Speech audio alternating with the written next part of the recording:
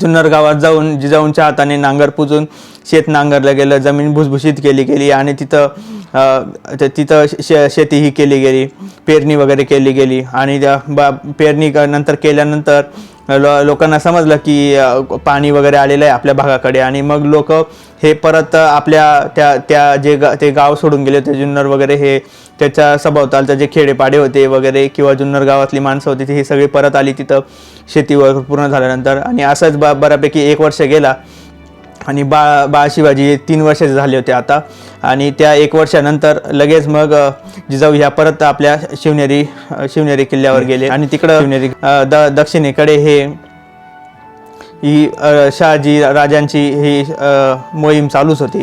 तिकडं शहाजहान हा दक्षिणेमध्ये खूप थैमान घालून बसलेला होता आणि यांची स्वारी चालूच होती.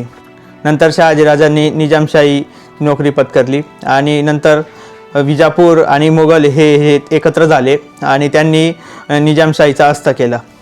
पण तरीही माघार न घेता शहाजीराजांनी स्वतःचं सैन्य उभं केलं. पण हे जे मुघल आणि जे विजापूर त्यांची आदिलशहाची जी काही मोठी सैन्य होतं, यापुढे हे काही यांचं शहाजीराजांचं सैन्य हे काही टिकू नाही शकलं.